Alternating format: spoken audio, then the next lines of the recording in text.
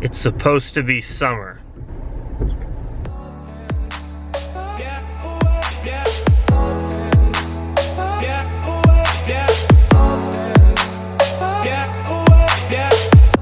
Hey guys, good morning. It's 8. I just did my meditation, woke up at 7:30, a little earlier than I expected because I stayed up late last night, as per usual. Nothing's changed.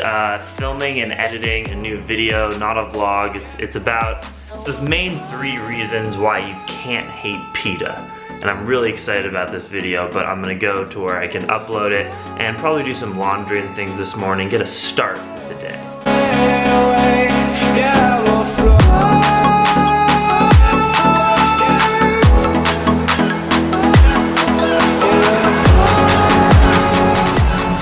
It's like straight up Pacific Northwest weather here in Colorado, which is extremely unique. I normally bike to class, so it's not too far, but I have to drive to do my laundry, so I am doing my laundry and then headed to calculus.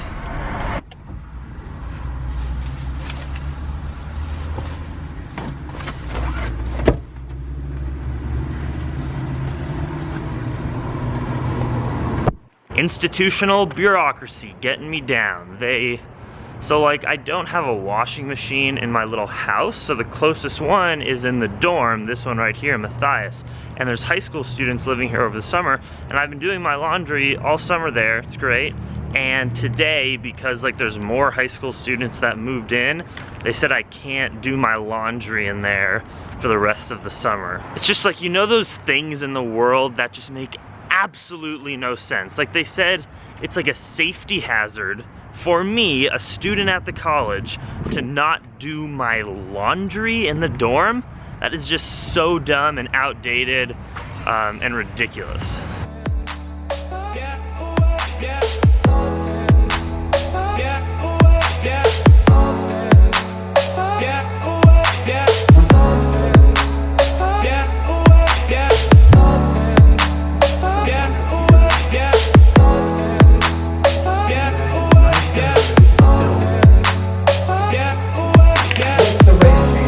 Oh my gosh, I've been in that classroom doing calculus for a total of 4 hours this morning, from 9 to 1, and I'm now headed to go help my friend Jiwa Woodbury, who's been in Colorado Springs for 6 months. He's an environmental lawyer and just a spiritual, amazing person and author. He's been on my podcast actually, you can check it out.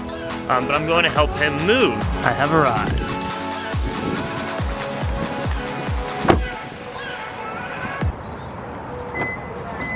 Hey! Hey, Cheech.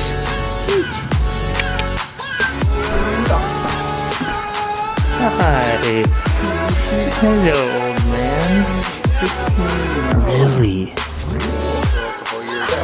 So it literally was ingrained in your head.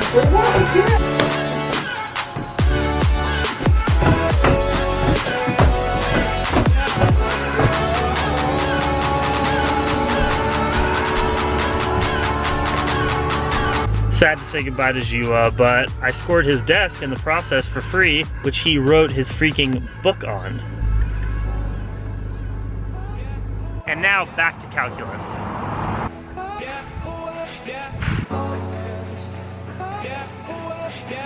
Here are the pictures of all the majors.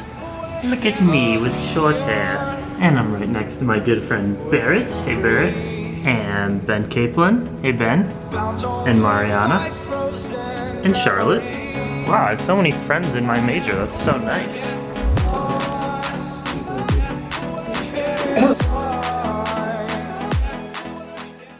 It's 4:30, just finished my calc homework, which is very nice. I also spent about an hour talking with a classmate of mine who we were doing homework together. We were the last 2 people in the class, and she started getting on the vegan topic, asking me questions, and I spent an hour of my time, obviously for free of charge, happily talking with her about it, and she even wants to watch Earthlings, so hopefully she'll report back to me on that.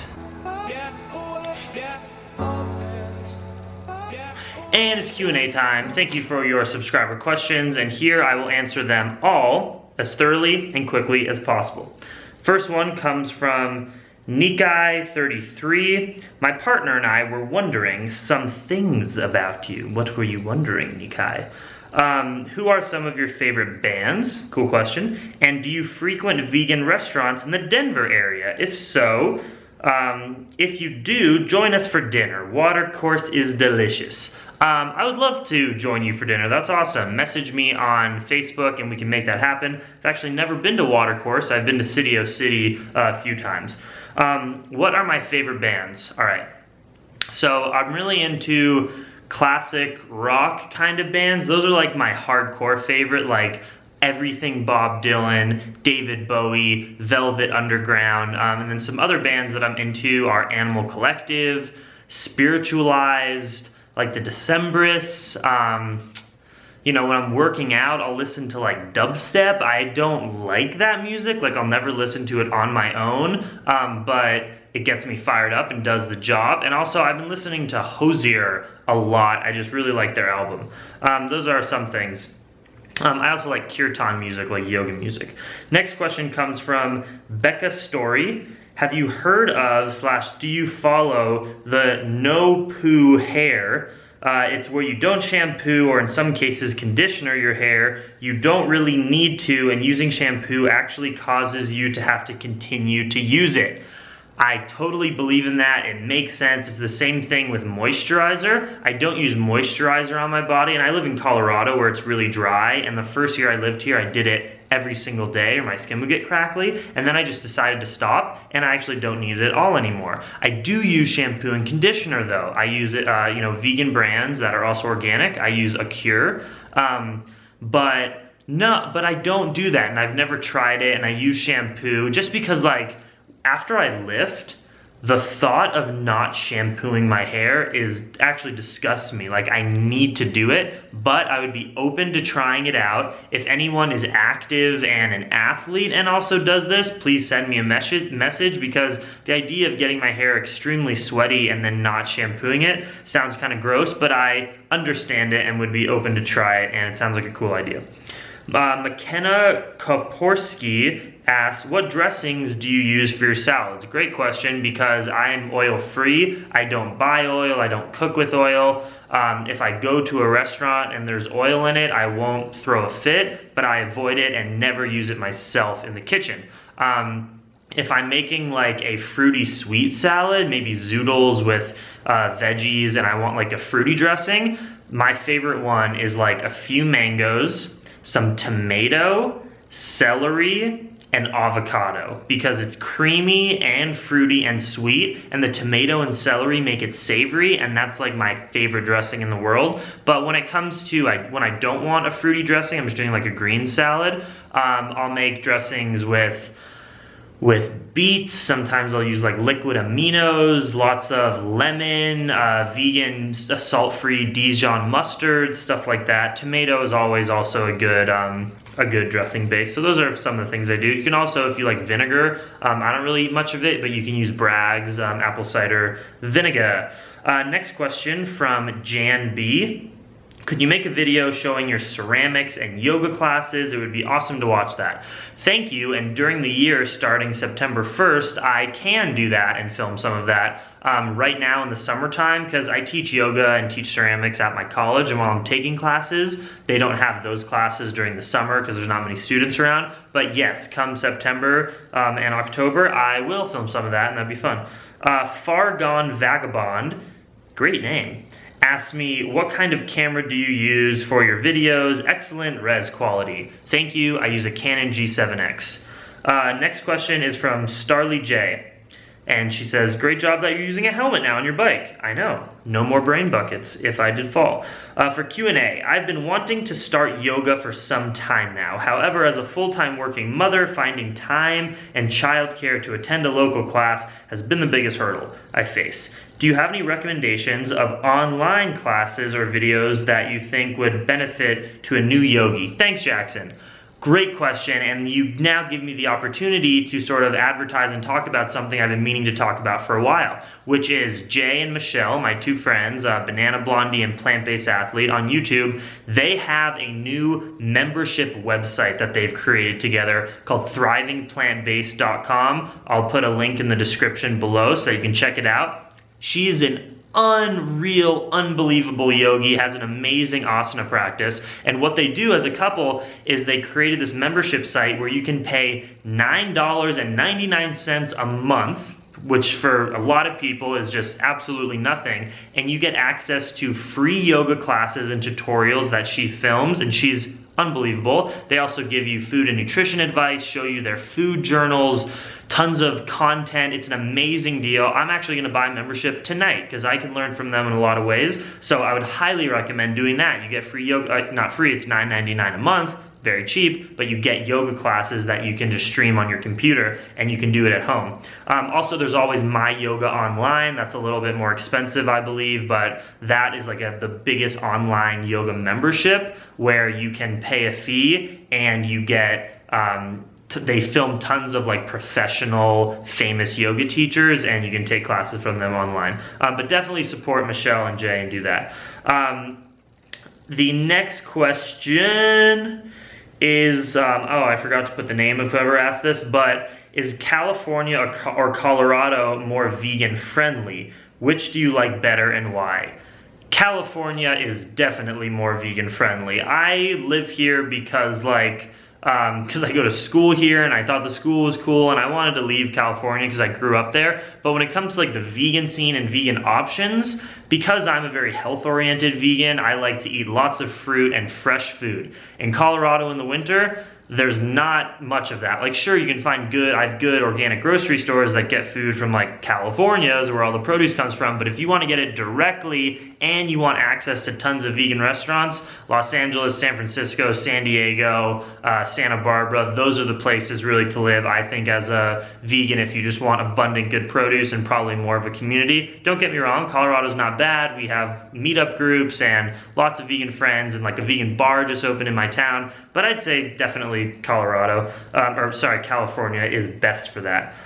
Next question, last question, is from Rem Decats. What do you think about graffiti? This is a random question. Love your vlogs. That's what he says. That is a cool question. Graffiti. So here's how I feel about it. I think I'm for it for the most part, if it promotes a healthy message. I think a lot of graffiti is just either pointless or kind of marking your territory, at least in LA, gang related, and that's not cool. I don't like that. But it's usually like on the side of the road on public property, like city property rather than private property. I think graffitiing on private property is probably not cool, but like city property, like light posts or like electricity boxes around the city or like big walls underneath a bridge, I think if you're an artist and you want to like express yourself and live on the edge, I have no problem with that. As like a citizen, I appreciate and like to view graffiti, and I guess I have sort of a personal connection to this because when I was, maybe 10th or 11th grade, I got really into Banksy and graffiti, and I don't know, well, actually, this was the point. It was whenever the BP oil spill was. I don't remember what year. And I made a stencil of a oil barrel with a little branch coming out of it and a bird sitting on it as just some message, because they were having all these swans and seabirds that were getting totally covered in oil, and so I made that as sort of an activist awareness graffiti stencil, and I sprayed it all around LA, probably 10 different locations, and it's so fun to like be in a car with your friend at like 11 at night, and they pull up somewhere and you go out and spray and run back in your car and you're afraid you're gonna get, punished by the cops and go to jail or pay a fine. I never got in trouble, so I've done it, and I think it's fun. If you're putting out a good message and if it's artful, I think that's totally fine. If it's not on private property, I mean, don't quote me on this. I mean, it's illegal still, you have to know that. But also, I put up Plantriotic stickers in a city on a light post, and I guess you could call that graffiti, and I have no problem with that.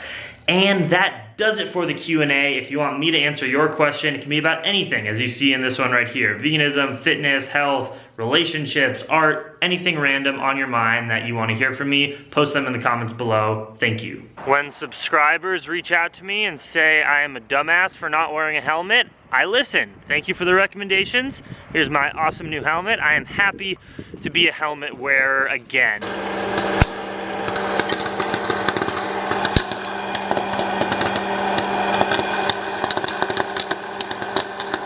All right, little pre-dinner snack. Got myself a nice big banana smoothie with spirulina and greens and awesomeness, and some popcorn. Great, low fat, simple, just pop popcorn. You get the kernels in the bulk section. I'm gonna enjoy this, chill out, and watch some of my favorite YouTube channels. Here's dinner tonight. We got corn, mushroom, edamame, and collard greens. Then I'm making a salad.